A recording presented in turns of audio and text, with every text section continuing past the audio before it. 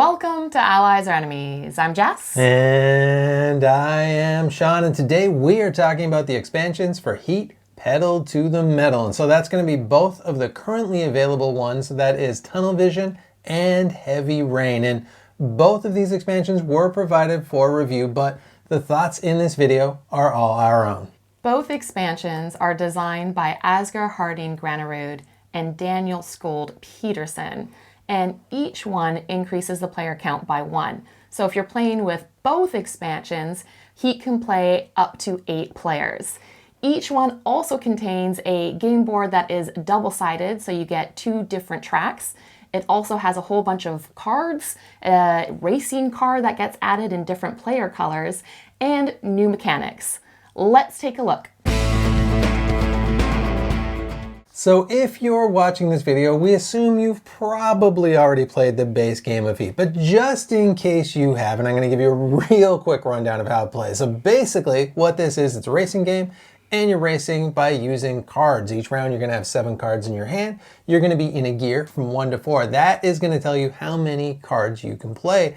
And the numbers on the cards are how fast you're going to go. So you're going to move that many spaces around the track. Where it gets a little bit tricky is when you come to the corners, they've got a max speed that you can be going around those corners. Anything above that, and you're going to take heat, which are these cards that are in the middle of your board is where they're going to start. But those are going to be cycling into your deck. You're going to be cycling them back out of your deck. And you're going to use those for a bunch of different things. Sometimes they're going to be tied to the weather condition or to the boost or to just various parts of the game. But the kind of the most important part of the game, and why it's the name of the game, is how you're managing that heat, slowing down, speeding back up, and racing around that track.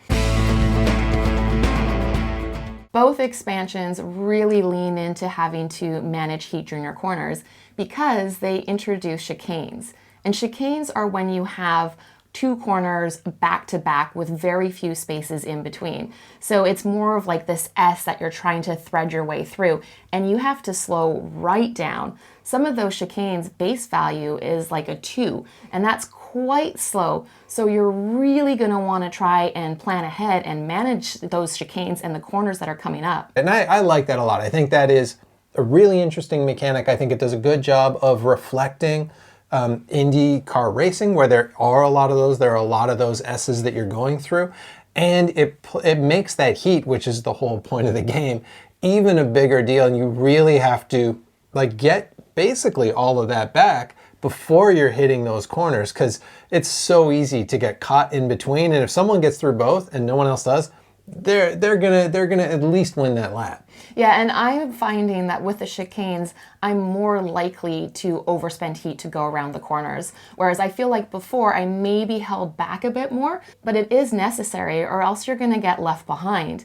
And that's particularly the case because they have the aggressive bots. And so they've introduced a new mechanic for these boards where they can cross not just 1 corner, but 2 corners, and that really pushes the pace. Yeah, the bots are necessary.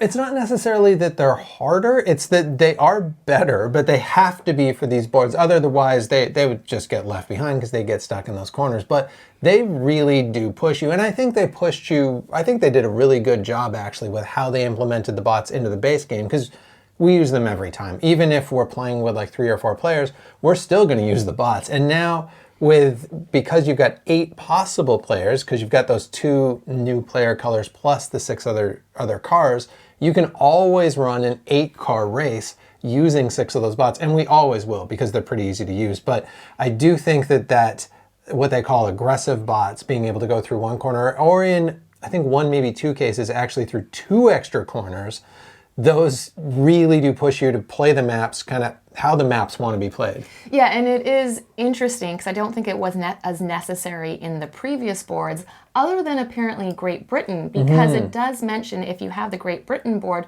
they recommend putting the symbol that means you can cross more than 1 corner. But it would have been nice if there were stickers that you could put on it, because it's like, just draw it on. Yeah, I know. Yeah, it says in the thing, yeah, just draw. Like, have you met board gamers? Are you aware of how board gamers are?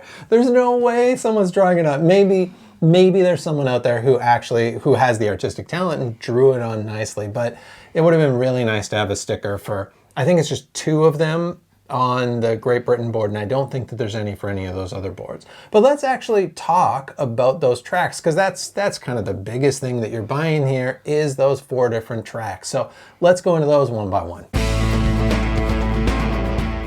The first track we're going to talk about is Japan, which is in the Heavy Rain expansion, and it introduces the flooded spaces mechanic. And flooded spaces are what it sounds like. The track is covered in water. But what that means is if you start in a space that has water on it, is it's going to cost you an extra heat to gear down. So if you're gearing down 1, you're still going to have to spend 1 heat. And if you're gearing down 2, you're going to have to spend 2 heat. So you're going to have to manage your heat even more carefully, and maybe where possible, just try not to gear down in those spaces. Yeah, I think that's really the key, and that's kind of what I want you to do is like plan ahead for hitting those spaces. And I think that they do a good job, because really what they're trying to do is have a mechanic that accounts for like hydroplaning. And so with Indy cars, I believe that they continue the races in the rain. I don't watch a lot of racing, but I believe that they do. And so, and I know how that is from driving, especially driving in Canada. We've driven on a lot of ice, and it's very much the same kind of idea that you don't want to be pumping your brakes when you're hitting ice, or else you're going to fish to hell all over the place. It also has this cool thing where there's one part where there's like a bridge and like an underpass. Mechanically, it doesn't do anything at all, but it looks really neat. Yeah, the tunnel looks neat, and the art across the board, just like the original game, all looks really, really cool. And the track itself, it has like a couple of medium stretches, and then the corners are all a bit of a variety. So you've got a 2 corner, but you also have a 5 corner. You've got the chicanes that are a level 4, which is fairly high for 2 tight corners. So I think you'll see a bit more of a difference with the weather and stretch effects that come here. On the other side of this board, you have got Mexico. Mexico really is, it's almost like a square kind of. It's 2 really long stretches. Then it's got a couple of kind of big corners that are like 7/6s. Then it's got one real tight chicane right before the finish line. That part's really fun because there's 2 corners with just 1 space between them. So you got to slow way down for that last bit and then get to the end. And that's tricky with those bots who can just like zip through that. So you got to get a good lead on them in order to beat them around that last corner. And the Mexico track also has fewer spaces, so you actually have to do 3 laps. And I like that all the tracks aren't necessarily going around just twice and that they mix it up. I find I always learn a little bit every time I go through a lap. And so I can try and approach each lap a little bit differently. And so having to like go around 3 times and really try and set myself up just right for those corners, I find really satisfying. And it almost feels a little bit more like, because they are also the makers of Flamme Rouge, and Flamme Rouge really has that thing where you need to be in the middle of the pack. You want to be in the middle pack right till the end, then you want to zip right ahead.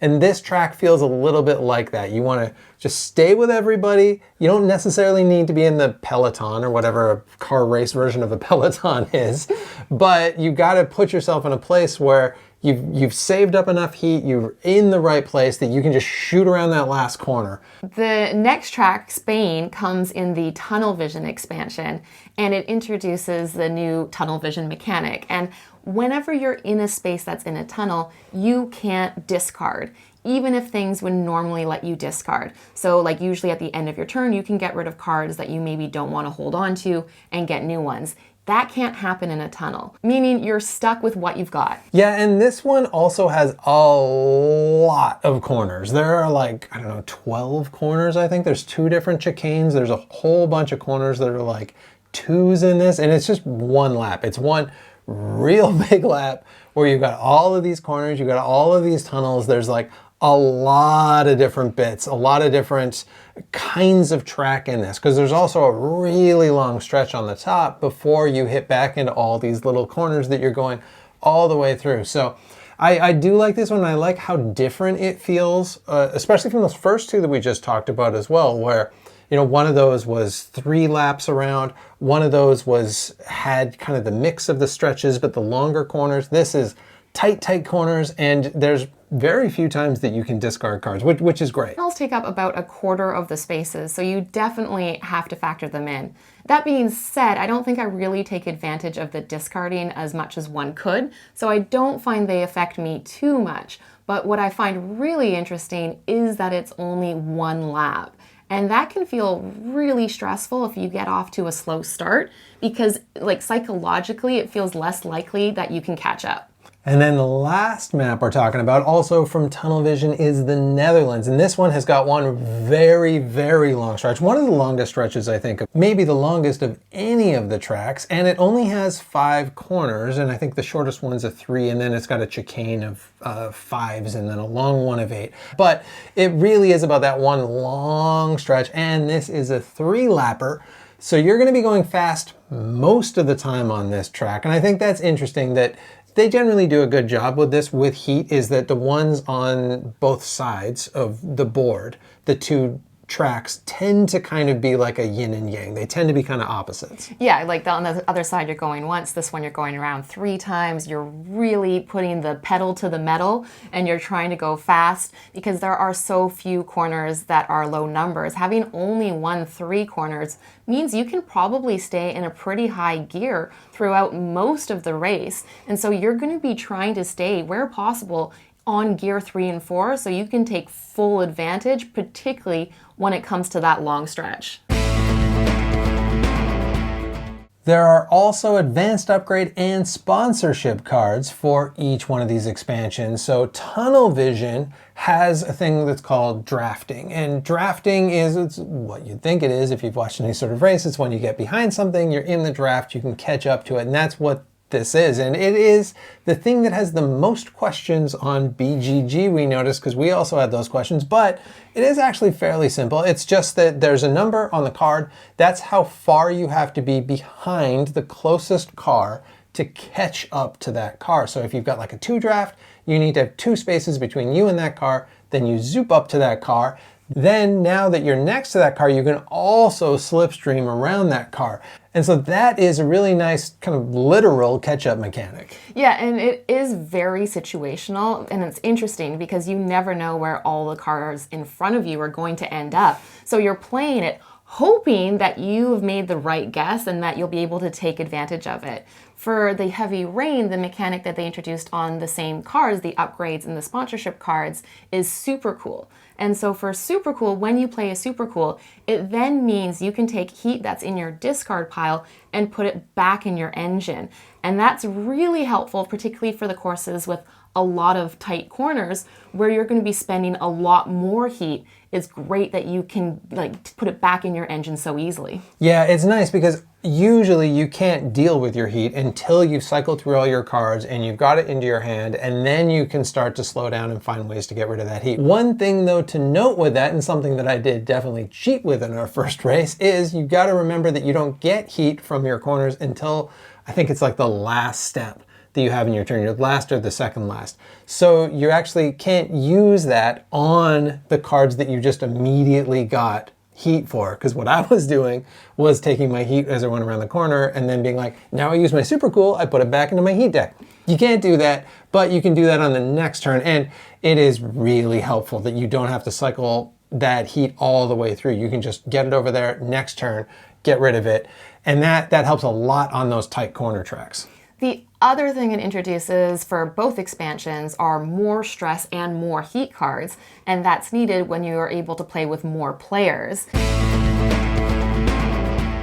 You also have all of the stuff that you need for having a new car. So you have the car, the pawn, the player mat, and the cards. And in the Heavy Rain expansion, the car color is orange, and in Tunnel Vision, it's purple, which is my favorite color. And the orange is very pleasing. I usually go with green, but I'm pretty happy to go with the orange here as well, because it's a really nice orange, and I think they did a good job with those 2 other colors. There's a couple other interesting little bits in this. So one of them is that if you got the base game, you know that it was kind of built for this expansion. It was built with a little bit forward thinking. You've got 8 spaces when you, like at the start gate, you've got 8 places to put your cars at the finish line when you've got the like champions row. You've got all of the extra spaces in the box for everything, which is nice, except for the maps, which is fine because that would have been too high of a box. So really you got to keep one of those expansion boxes, put both your maps in there, everything else goes into the main box. But the interesting thing is on the expansion boards, now they're actually starting spots and champions row spots for 12 cars, which suggests that they're going to do, I guess, up to 4 more expansions. I could see it just being 2, that they do 2 cars in each, or maybe they just have 2 in mind and they're like, you know what, let's think way ahead just in case we ever do 12, we'll have 12 cars. Yeah, it could be forward planning. I definitely think there's probably going to be 2 more. And I was thinking about what a new mechanic could be, and maybe it could be ice on roads and having slippery roads. And if you're introducing ice, it's a great opportunity to have a map of Canada. And then maybe the other side could be New Zealand. And then one other thing that I was kind of thinking is maybe if they had like different routes, if it was like you could choose it split off somewhere and then came back together again. Maybe I just played too much Mario Kart, I don't know. But other things that are in this box, I think the only other thing that we forgot are the championship races. And so they add 2 other years here. They've got 1964 and 1965, I'm pretty sure. Yeah. And so that just gives you 8 more races. You can either play those in 2 separate campaigns, or you can mix those together with everything else. So I guess that brings us to our final thoughts. And I guess the first question is, of these 2, which one would you probably pick up first?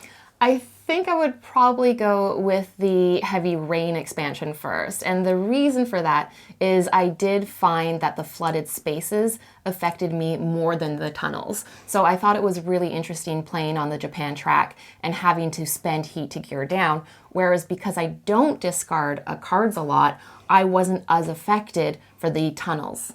It's interesting because I'm kind of the other way around with it, because I really like tunnel vision because I like the kind of extremes on the 2 sides of that track. Because Spain, you've only got the 1 lap and you've got so many turns, and then you flip that around and you've got Netherlands, which is 3 laps, and you got that really long bit where you don't have any corners at all. And I really like that. I really like having that flip side. I like the other one too. And the bit actually I like more in Heavy Rain is the cooldown. The super cool, I think, is the more interesting of those upgrade cards than the drafting. The drafting's good, but it's just very situational. It is so situational. It's great when you can pull it off, but I found that I could rarely pull it off. So I do like aspects of both. So it is tough to choose. When would you say you would need these expansions? Yeah, I don't think that this is a day 1. Either of these are a day 1 expansion, just because Heat's got a whole bunch of stuff. It's got 4 tracks that it originally comes with. It has got a whole bunch of different like modular upgrades, because you can add the sponsorships, you can add the championship races, you can add the garage updates. All of that different stuff already is in there. So I think you can play quite a few times before you upgrade. But especially if you play with the bots, I really liked playing with 6 bots and having 8 cars on the track. I thought that was really fun. I like having, if I'm the sort of person who I know if there's more tracks out there, I gotta go get them tracks. So I do like having all of the tracks, and I'm sure as soon as new tracks come out, I'm going to scoop those up too. Yeah, I really like having the new tracks and being able to do the championship system with having more tracks available to choose from.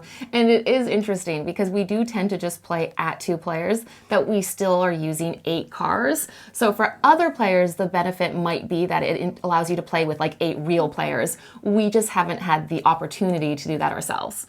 And that is it. Have you played both Tunnel Vision and Heavy Rain, or one or the other? If you played both though, which one was your favorite? And even more interestingly, what new mechanic would you like to see if they do more expansions? Thank you so much for watching. As usual, please like, subscribe, and hopefully we'll see you next time for another game.